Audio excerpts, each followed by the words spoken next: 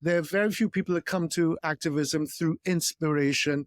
They usually come from desperation. When you had the 1988 Section 28 passed, desperation kicked in, and then activism kicked in, Stonewall was formed, blah, blah, blah, blah, blah. Inspired activism is when you do it without the pushback, without something sticking in your back, without somebody holding a gun to your head. Inspired activism is acting before it happens. It's looking at the world around you and saying, what can I do to make this a better place for me and my community? That's inspired. And we need more inspired activists.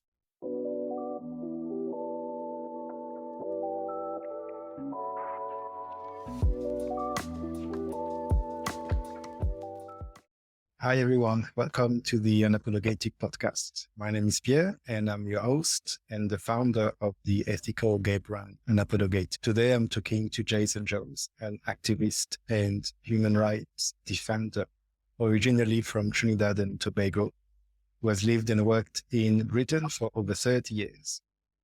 So, welcome, Jason. Thank you. Glad to be here. Thank you for talking to me. I was going to read your bio, but then there's too much to read. And I think it's better if we just go little by little. Sure. But the main thing really, and the main reason I went to you was because you took the Trinidad and Tobago government to court. Yes. I find that really ballsy. So well done. And so what are you suing? Yeah, that's the word, suing. For the layperson, that's close enough. It's a civil matter. It's a constitutional challenge. So the Constitution of Trinidad and Tobago, the Sexual Offences Act, has contained in it two sections that criminalize adult consensual same-sex intimacy. One is Section 13, the Buggery Act. And the Buggery Act is originally from our British colonial past. It is based upon the British colonial buggery laws, which were removed from England and Wales in 1967. But when we became independent in 1962, we inherited all of the old British colonial era laws. So that remained on our books when we became independent from Britain in 1962. On top of that, our parliamentarians thought it was not enough to criminalize gay men. They, in 1986, created another piece of legislation called the Serious Indecency Act, Section 16 of the Sexual Offences Act, which criminalizes acts of lesbianism between women. The Buggery Act carried with it a penalty of up to 25 years in prison, and the Serious Indecency Act carried a penalty of up to 5 years imprisonment. For me as an activist, I've been working around LGBT activism for 35 years now. And I realized after 2 decades that things were not shifting in Trinidad and in the wider Caribbean. Things were not moving. So you saw things like marriage equality happening in the United States. You saw marriage equality happening in the United Kingdom, new laws being passed around the world to protect and support LGBTQ plus people. And in the Caribbean, absolutely zero. And not only was it absolute zero, there was actually a growth of homophobic sentiment being fed by American evangelicals. The American evangelicals have been working tirelessly and spending literally hundreds of millions of US dollars to spread homophobia across the Caribbean, South America, and the African continent. So we saw in the Caribbean, with the rise of evangelism in mainly Black communities, we saw alongside of it this rise in homophobic sentiment. So I live in the UK. I have dual citizenship. My mother was a white British woman, and my father is a Black Trinbagonian. And even though I was born and grew up in Trinidad, I had to leave there at the age of 21 to try and find a life that was open to me as a queer man. And being half English, that gave me a passport and the ability to move here easily, which I did in 1985. In 1987, Margaret Thatcher and the Conservative government in power passed what is called Section 28. Section 28 was a law that prohibited the promotion of homosexuality. And when that was presented in Parliament in 1987, many of us started marching against it. And I was very active in the Section 28 marches. That was a really important moment for galvanizing the LGBT community in a way that we had never seen since Stonewall riots in New York 20 years before. And in those marches, I discovered my voice as an activist and the fact that you can make a change by being active and getting out in the street and doing things to change how you live your lives. This is what really led me to activism, leaving Trinidad and Tobago to escape this virulent homophobia, to then coming to a safe space and having the carpet ripped out from Section 28. So that really was the start of my activism. What gave you the courage to take action? I was very active with the founding of the Commonwealth Equality Network, which is an umbrella organization that is the first ever in history LGBT organization to get Commonwealth accreditation. Out of the nearly 70 countries that still criminalize LGBT people around the world, over 50% of them are former colonies of Britain. And these are British colonial laws. So Britain has, and the Commonwealth are unique in the way that laws have been created to persecute LGBT people. So we founded this organization, the Commonwealth Equality Network, to form an umbrella group to pull all the LGBT organizations that work in the Commonwealth together and try and fight using the Commonwealth mechanism. So in 2015, I and 7 activists from around the Commonwealth went to the Commonwealth Heads of Government meeting in Malta, and we delivered 2 LGBT-specific discussions at the People's Forum during the CHOGM of 2015. Of course, this was quite historic, first time in history it had ever happened. And I have to say, I came away from the week there in Malta very disappointed. I was on the plane going back to London, and I just thought, what the hell was that all for? The communique that comes out of CHOGM every 2 years that CHOGM is held usually says something about human rights and about how the Commonwealth is going to move forward in terms of dealing with human rights, and they completely left out LGBT. And to date, the Commonwealth and the CHOGM has never mentioned LGBT rights. So I came away from it very disgruntled. I'm thinking that was a waste of a week in Malta.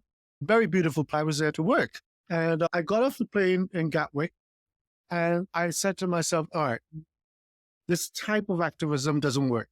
Our politicians are too lazy and too homophobic, and they're not willing to do this work. So the only way forward for me at that point that I could see was to take them to court.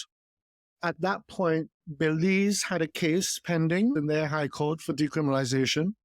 And I met Caleb Orozco, who was the litigant in that case in Belize. And I said, I got off the plane in Gatwick and I called up an organization called the Human Dignity Trust, whose executive director, Jonathan Cooper, I knew very well. I said, Jono, I want to take Trinidad to court. And he said, great, come and see me on Monday morning. And we met, and for the next 4 months, we worked together, developing this concept of how we would take the government of Trinidad and Tobago to court and challenge these laws in a court of law. We did about 4 months of work, and then I got a very odd phone call from Jonathan saying that HDT had dropping my case and that I was no longer allowed to say that I was affiliated to them. No reason was given. Of course, I was hugely disappointed, especially after putting in so much work on this and making the decision, the very difficult decision to be the litigant in this matter. As you can imagine, this was literally putting me in the crosshairs of every religious nutter, and the vast majority of the population in the Caribbean are rabidly homophobic. So this was literally cutting my head off for gay rights. And I then decided, fuck it, I'm going to go alone. And that's when I started speaking, knocking on doors, trying to find lawyers to do this work for me pro bono, because it's quite expensive work. My case so far has cost close to £750,000. All of that I have raised myself. It's all pro bono work that myself and my lawyers have done for this case. I think what was really important with my case was the fact that I was going it alone. So even though HDT fucked me over and dropped my case, it actually worked out in my favor because now I could stand up and say that I am doing this on my own. I'm not the mouthpiece of a white organization. I'm not the mouthpiece of gay people in the Western world. This was me as a mixed race Caribbean man doing this on my own. That power and the fact that I live in Europe and I was able to grab the resources here, resources that are impossible to access in the Caribbean. So having a foot in both places is really what allowed me to do this work. I could not have done this if I was in Trinidad. There were no lawyers who would pick up a case like this. And also it's very expensive work. The fact that I have a foot in both places, the fact that I'm biracial, the fact that I'm binational, these are all important factors in my ability to be able to do this work. So, in fact, as scary as it is, it really was a fact of I was the only person capable to do this job. And I'm very proud that I am that person. And I think most of my life, I'm coming up on 60 in a year's time. I think much of my life has really led up to this moment because doing this work is not just about understanding the law and putting together a legal team and filing a case in court. It's about the media coverage. You have to be media savvy. You have to know how to deal with the community. You have to know how to deal with the lawyers. You have to know how to deal with money. You have to know how to deal with all these different elements that come into it. I think the fact that I am multidisciplined has also been very useful in my success. I think everybody will tell you one of the most powerful things that came out of my case is the fact that when I won in 2018, this was the first ever case in Trinidad and Tobago's history as a democracy that a single citizen was able to change a constitution. So this is a huge step forward democratically. And what was really interesting, and a lot of it had to do with my media engagement and how I spoke to the nation through media channels, was getting that point across, that this was not about gay rights. This was about the right of the citizen. And the right of the citizen is what is key in these kinds of cases. You have to separate the fact that it's about LGBT rights and make sure that our fellow citizens understand it's about your rights. I had people come up to me and say, "Oi, I'm very impressed with what you did. How do I decriminalize marijuana?" They were able to take what I've achieved and now use it for their own purposes. And this is where I think LGBT rights has been going wrong for the last 2 decades. LGBT rights in the global north has been dominated by white, cisgender, tertiary educated, middle-class gays and lesbians. So their advocacy has all been focused on heteronormative policies and assimilation tactics. So looking at trying to make it look like we are one of you. No, we are not. We are queer people. We are different, and we must celebrate our differences. When your advocacy is constantly pursuing a line of trying to be similar to heterosexuals, they're not going to buy it because they know you're different. So why are we trying to pursue that vision, especially when a lot of the heteronormative institutions are collapsing? Things like marriage is collapsing in on itself. Heterosexuals are looking for something else as well. These are the areas that we as queer people should be creating new ways forward. New ideas about gender, new ideas about relationships, new ideas about family units. That's what we should be pursuing, not trying to follow things that actually don't work for heterosexuals either. And I really like the idea of celebrating differences. And also, that's not what you said, but that's what I hear, that there is an almost educational aspect in what you're doing, in so far as it's okay to be different, and making space for differences doesn't take anything away from you. Yes, precisely. It's just equality doesn't hurt anybody. So exactly. Just relax. Exactly. And when you share the journey with people, because I'm very open about my life and I'm very open with the media, and when you share all of this with the general population, that takes away the sting of it. It's, oh, he's not doing anything behind our backs. There's no gay agenda. He just wants what we want. And when you speak that truth to power, it's much easier for people to understand what it is you're trying to achieve. And they know that there's no wizard behind the curtain who's pulling the strings. They know that it's just me wanting the same things that they want, wanting to get married, wanting to have a partner, wanting to have kids. I don't want anything. Well, we as queer people don't want anything that straight people don't have already. We just want the same thing. And it's really important that our leadership and the voices that are speaking on behalf of our community speak in that voice and in that tone. This idea of combativeness has gotten us nowhere. When you look at Stonewall's advertising, oh, some people are gay, get over it. That's such terrible language to use with your fellow people in society. You don't tell somebody, get over it. That's not something to get over. So we have to look at how we pursue activism. We have to look at who are our storytellers, because the vast majority of our storytellers are white.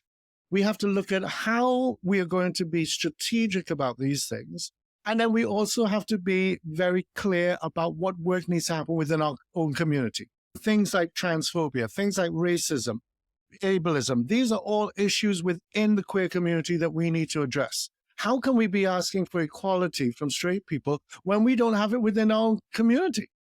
You, Pierre, as a Black man, the kind of racism that you encounter within the queer community.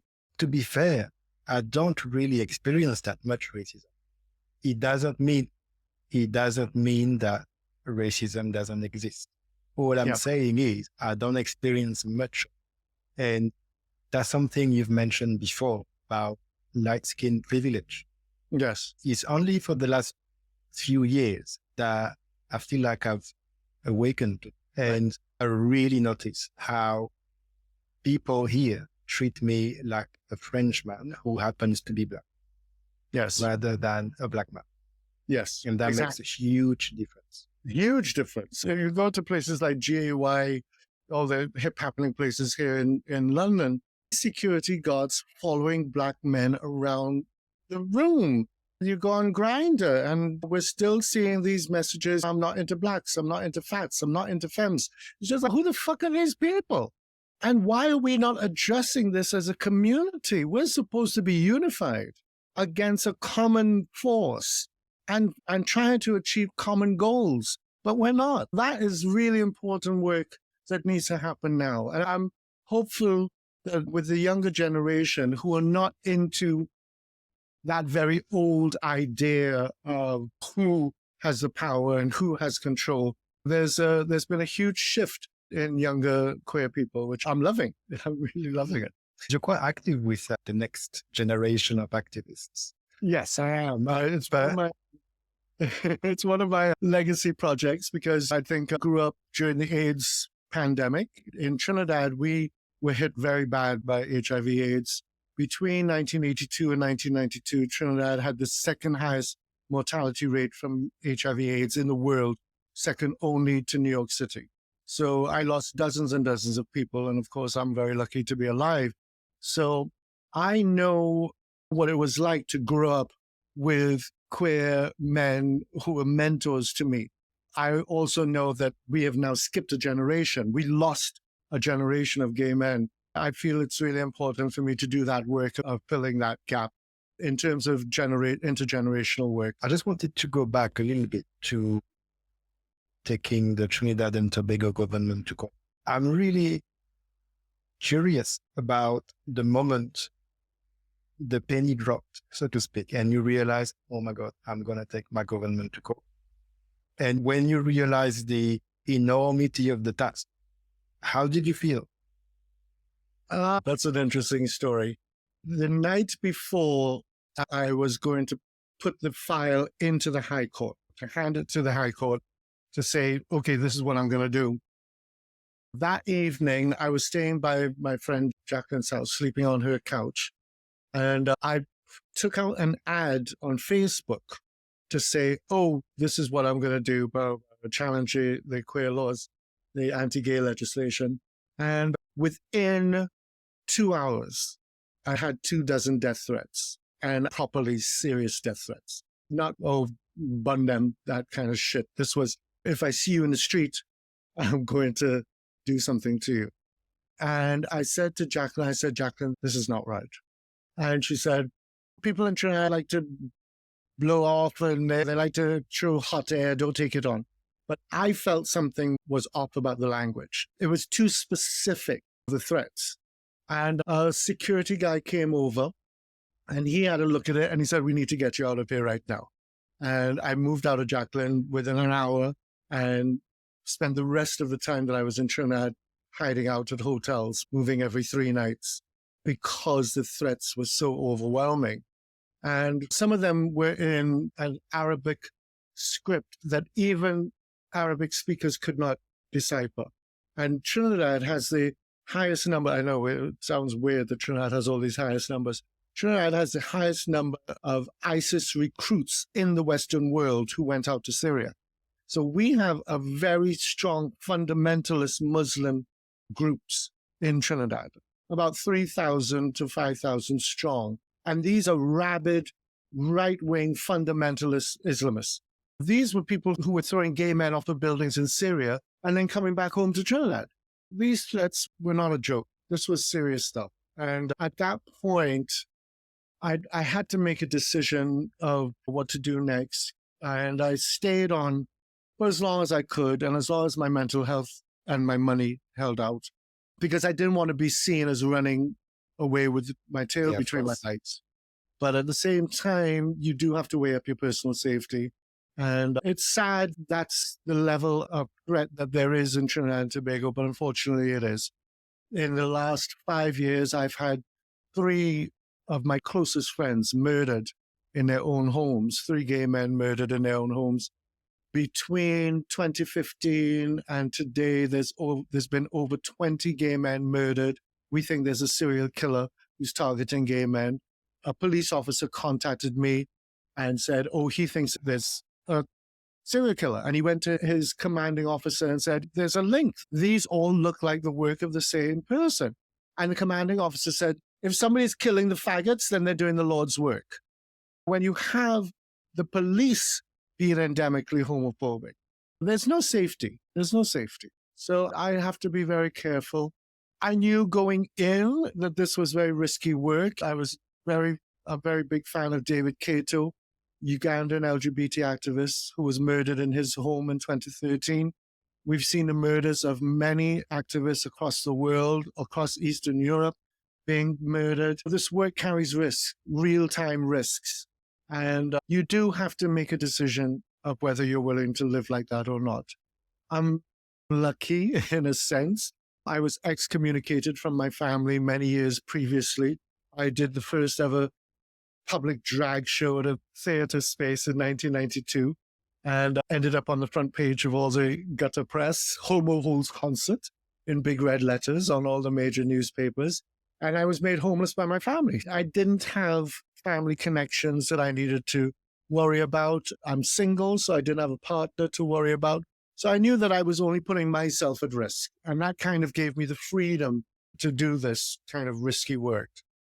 And so you mentioned Ugandan activists. Are there any other role models? Oh, God, yes, of course. I've been blessed.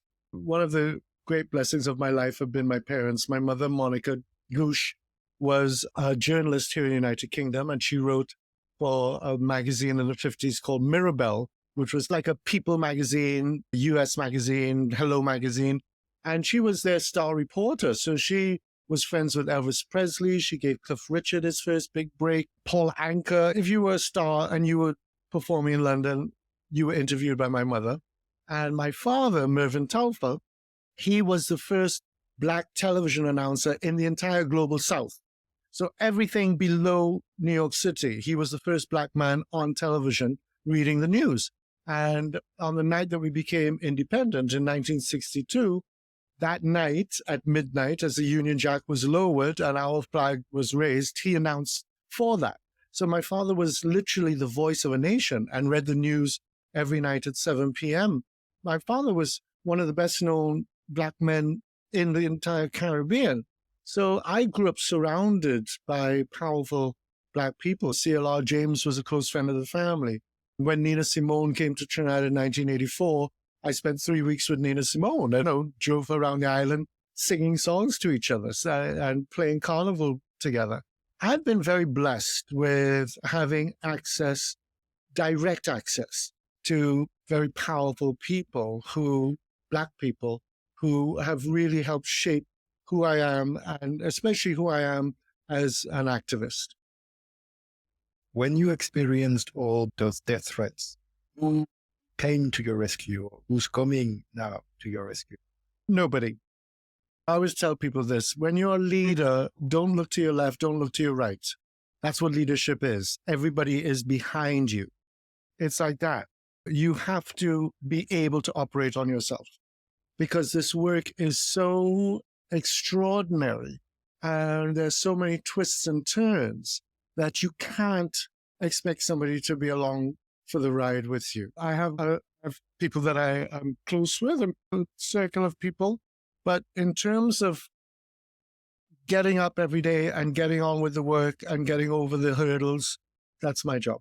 And you have to know that going into this, that it's up to you. And nobody's going to ride up on a white horse to save you. What advice would you give to somebody who would like to get involved in activism? Or maybe activism might scare some people, but at least get involved in civil rights and LGBTQ rights, helping with transphobia, homophobia, all these kind of things. What advice would you give to these people? First thing is know your history. Read, and when you get fed up of reading, read some more. Our history is so rich, and there's been so much that has gone on in the past that you need to know that, because that's your sword moving forward. I was at an event earlier on this week, and somebody was telling me, oh, it's so terrible these days. I said, no, it ain't. All this shit with J.K. Rowling and transphobia, it's nothing in comparison to what was going on in the 50s, 60s, and 70s. Those periods was the nightmare. That was a period when you had corrective rape of lesbians, when you had gay men being beaten by police officers, when you had the raids on spaces. I remember coming to London and having bars raided by police and being escorted out of bars by police. I remember in Trinidad being at a gay bar and a bunch of thugs being outside stoning the building and cowering in the corners, not knowing what we were going to do. The history, that was where the real war was fought. And the freedoms that we have today were fought by those people. And you must learn who those people are. Bayard Rustin, find out who all these people are who did this work. Marsha P. Johnson, Sylvia Rivera, Storm A, find out who these people are. These are the people that fought for us.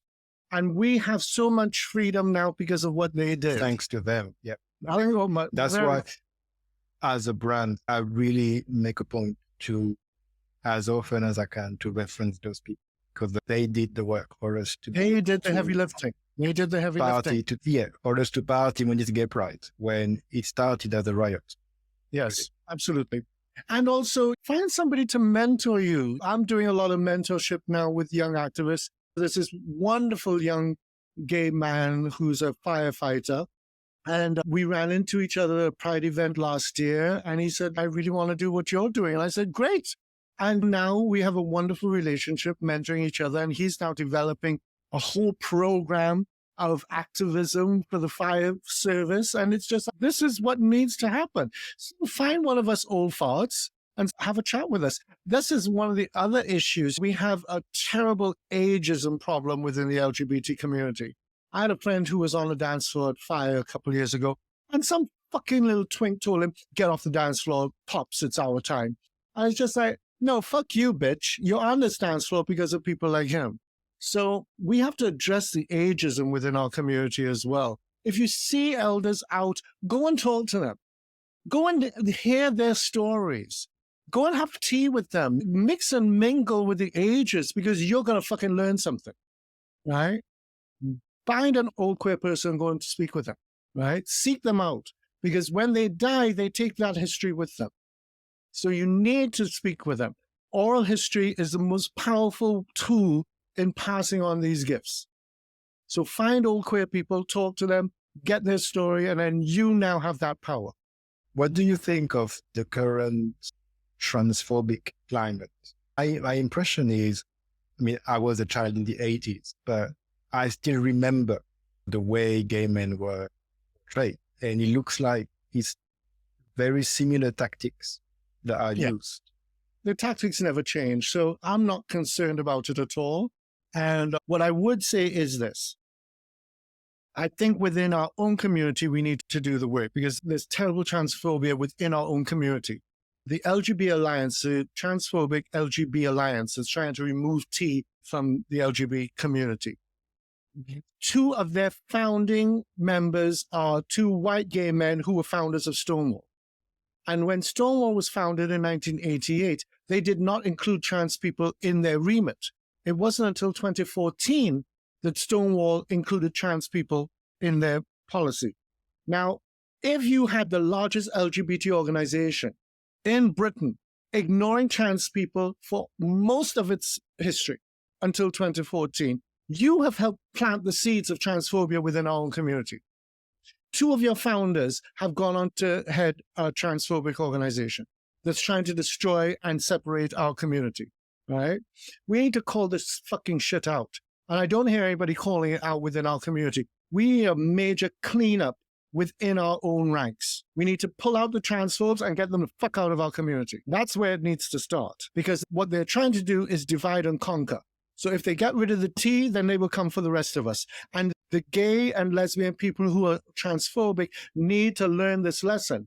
They're after the trans, but they're coming for you next. Don't fool yourself. They are coming for you after they've gotten the trans people fucked over. So learn this lesson. It's divide and conquer. And that's what the right wing are trying to do with us. And they've infiltrated using internalized transphobes within the queer community. On that note, are there any reasons to be optimistic about the future? Oh, God, of course, of course. My case alone, wink, wink, I was told that my case would fail. And so LGBT organizations across the world did not support my case. They were all advised by lawyers at HGT, including the executive director, Pierre, that my case would fail. And of course, I won.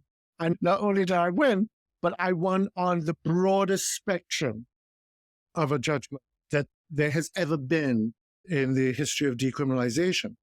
And that judgment, in my case, has now been used to decriminalize India, St. Kitts Nevis, Antigua, Barbados. When my case is heard at the Privy Council, which is our Supreme Court in the next 3 to 5 years, that judgment will help decriminalize 11 countries across 2 continents. So yes, there's a lot to be happy about. What we must not be complacent about is after decriminalization. Because if you look at what happened in the United Kingdom, they decriminalized in 1967, and for 30 years, there were no laws passed to support LGBT equality.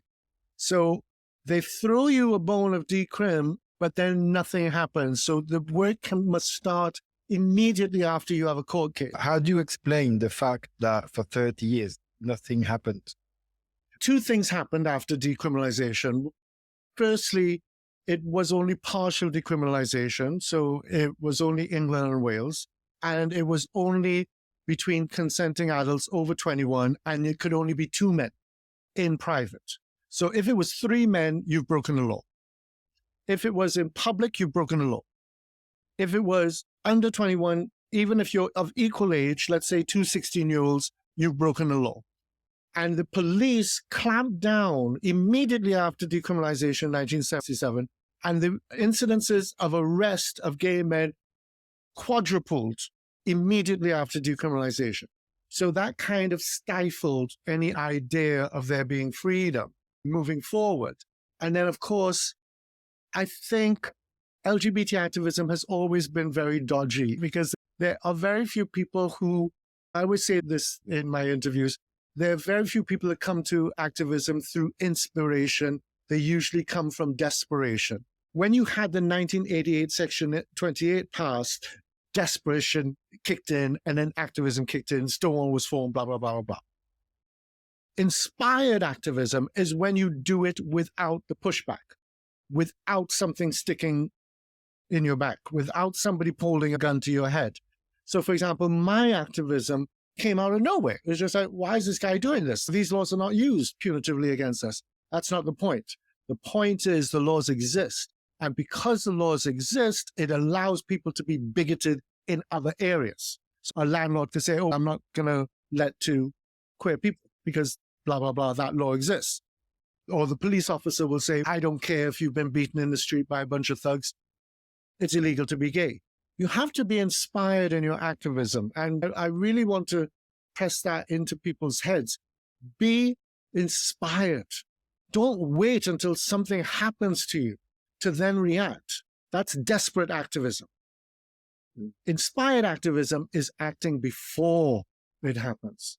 It's looking at the world around you and saying, what can I do to make this a better place for me and my community? That's inspired. And we need more inspired activists. If you look at Peter Tatchell, he's a desperate activist. He's always reacting to something. And it's always angry and it's always, look at me, what a terrible victim I am. No, that is not the way forward. We have to be more inspired and we have to be more dignified in our activism. I launched the brand to talk about shame. So when you were talking about desperation, stuff like that, I couldn't help but thinking about the potential link between the shame of being gay, growing up gay. The shame stops the inspiration. Yeah? Because if you have internalized shame and internalized homophobia, that prevents you of dreaming. Because then you don't feel like you deserve. You don't deserve something positive. Yeah. Exactly. And I think one of the gifts that people knowing and speaking with people like CLR James and gosh, so many, Mighty Sparrow, Calypsonians, Calypso Rose, Queen of the Calypso world. Calypso Rose is a proud lesbian woman. Knowing and speaking with people like them, it really was the kind of switch that went off in my head that said, oh, you know what? I can be powerfully a person of color and I can be powerfully a queer person. I could see the two things happening in the same space. Even though their fight was civil rights and about Black power, for me, it was very easy for the switch to go off in my head that, wait a minute, if I can be powerfully Black, I can be powerfully queer. Do you think personally, the fact that you are both queer and person of color, do you think that gives you a sort of advantage in your activism? Yeah, for sure. I think one of the benefits of all of the mixing up of my background is the fact that I have a great sense of empathy and I can see both sides of the coin. I think you have to have enough compassion for your enemies and empathy for your enemies in order to defeat them. You have to understand where they're coming from. Especially when I believe you need to convince them because they're in power, just like for the abolition of slavery. It wasn't given to us. We had to convince people. Exactly. I was on the Queen's Jubilee Parade last year. I am absolutely anti-monarchy. I'm totally a Republican. The sooner we can get rid of monarchy, the better. But from the activism point of view, when they invited me to be on that parade representing the LGBT community of Britain, and this was being watched by 500 million people across the Commonwealth, I knew, here I am flying the pride flag at the Queen's Jubilee, and I'm being watched by all the homophobic people across the Commonwealth. That is activism. That wasn't me supporting the monarchy. That was me being an activist in a space where I was invited. That's activism. And this is what I'm trying to get to you. Inspired activism doesn't look the same to everybody. Inspired activism for that crowd on that day was one of the most amazing things. I really thought we had a 50-foot long pride flag, progress pride flag, right? And there was about 20 of us holding the flag, walking along the parade route. And I really thought we were going to get boos and hisses because this was people who loved the Queen and loved monarchy and loved white Britain. So I really thought this is going to be a hard 2.5 miles. Absolutely the opposite. We were cheered. There were people in the crowd in tears hugging us because it was such a visceral moment of visibility in one of the highest ranking spaces of British history. And yeah, it was completely the opposite of what I expected. And it just confirmed why it was important to be in that space and to occupy that space as a queer person. What you just said reminded me of learning another language to speak, to be understood by other people. and really, once again, find a way to convince them.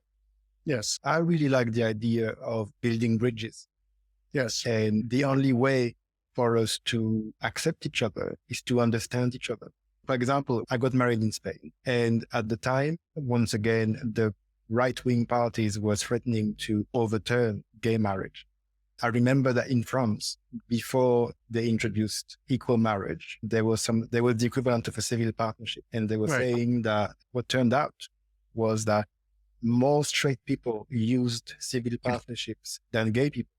Yes. Talk about a sign about the institution of marriage to begin with. Yes. But anyway, so people against gay marriage in France were saying there are more straight people who use it. So why do you want to get married?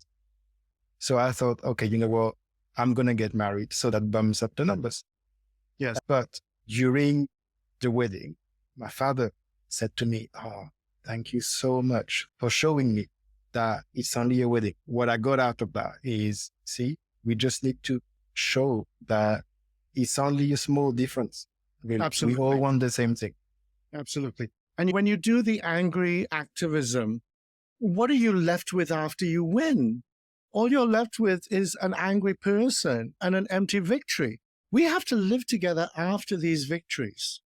So to do angry activism and to make enemies of people that you then have to live cheek by jowl with makes no sense to me. It really doesn't. Now, let me tell you, if they sent the army and they said, we're going to round up all the gays, of course, I'm the first one with a rifle and I'll be in the trenches shooting their fucking balls off. But we're not at that stage. So we have to design our activism so that it serves the purpose it's meant to do, but it also serves the purpose beyond the victory. What happens after the victory? How do we live together after the victory? If you look at World War I, what we did to the Germans after their defeat in World War I was what precipitated World War II. So if you defeat your enemy in such a demoralizing way that attacks everything about who they are, then you're actually compounding the problem and you're extending the problem. So what's next for Jason Joe? Well, the government of Trinidad and Tobago have appealed my case at the High Court, which we all knew. I knew going into this, it would take 10 years of my life because I knew that the government would appeal it all the way to the Supreme Court. So I won at the High Court. Then I have the appeal court this October, 6th of October. I'm at the appeal court in Trinidad. If you could put the link for my fundraising, because I do this all on my own. No organizations help me, not Stonewall. Nobody helps me. And I have to pay all the out-of-pocket expenses. So flying my lawyers down to Trinidad, their hotel, all the court costs. My photocopying bill alone, photocopying, is £4,000. Just to photocopy so that everybody in the case gets a copy of the documents, £4,000. So I have to raise all of that myself. So I have a Just Giving campaign I'll post a link for. Yeah. I have to raise £50,000 for the appeal court because they've added on a load of extra costs. And of course, things have gone up since COVID-19, airfares and hotel, etc. So after the appeal court, whoever loses there will then appeal to our Supreme Court, which is the Privy Council here in London. And the Privy Council, that judgment has the possibility to decriminalise 11 countries across 2 continents. So we're very hopeful. It all looks very positive. So that's going to be the big thing. And then after that, I hope to retire to a little beach bar. And just like Lola, I'll be sat in the corner singing show tunes, faded feathers in the hair, and serving margaritas. Flying the flag. Flying the flag, yeah. I'm very hopeful that I live to see a quiet retirement on a beach somewhere. So where can people find you? I am Trini JJ on all the major social media. So that's TRINIJAYJAY on all the usual platforms. And yeah, drop by and say hi. I love talking to people. Is there anything else you would like to share? The thing that stood out for me with this interview was about community and emphasis on the unity of the community. We have to do a lot more work on unity. When I see these pictures of the cute white boys on holiday at Glastonbury or Ibiza, and they have no black friends, I'm just like, honey. Or they have the token what? Or they have the token Hispanic. They have the token Brazilian. And I'm just like, don't you know anybody else? So it's really important for us to start the community work, unity work. If you see an older person at a bar, go up and say hello. If you see a trans woman sitting alone at the bar, go and say hello to her. If you see a Black person, a group of Black people, go across and say hi. It's my little thing. As I leave this interview, I'm going to meet a friend in Soho. And yeah, if I see somebody on their own, I walk up to them and I say, hi, I'm Jason. How are you doing? And it's dead easy to do. And I tell you, your world will change by taking that courage to go and meet new people and open up your circle. Stop letting your circle just be a mirror image of who you are and what your social background is. What I'm saying is you may find that by being more diverse in your community, that you find a greater sense of acceptance. Yeah. Because it's one thing to be accepted by people who know you and like you and come from the same background as you, but it's something completely different to be liked by somebody who is completely not from your background. Yeah. And not even like, but just they don't mind. They don't actively look at you in a weird way. Yeah, exactly. Exactly. We need to do that work more. And yeah, the one thing that came out from this conversation for me is that more focus needs to happen on it. So watch your space. You've triggered something in my head. Oh, watch out, world. It's actually going to involve you because with your business with merchandise and T-shirts, etc., I think that is a great way to open up the dialogue. Because if it's on your T-shirt, come and speak to me. I'm open to communication. It leaves it open for people to come and talk to you. Yeah, let's talk about that. We are coming for you, bitches. Yeah, exactly. On that note, thanks again for talking to me. Now I've really enjoyed it. Thank you very much. And good luck. Good luck in court. Yes, look out for the news. They've promised me a judgment within 3 months. So we'll know by the end of the year if I've had another victory at the appeal court. We are expecting the victory. It's very hard for Trinidad judges to overturn Trinidad judges, especially with a judgment that was used to decriminalize India. My judgment was cited twice in the Indian Supreme Court judgment to decriminalize 75 million Indian LGBT people. So to overturn that would be... Yeah, that would be insane. They will be the one going through the death threats. Oh, yeah. It would be very embarrassing for the judiciary to overturn it. I'm quietly hopeful. Okay. Once again, best of luck. Thank you so much. Thank you. And all the best to the listeners. And thank you so much, everybody, for listening or watching. Please share, comment, and send some love. Share some love. Look after yourselves. Bye-bye.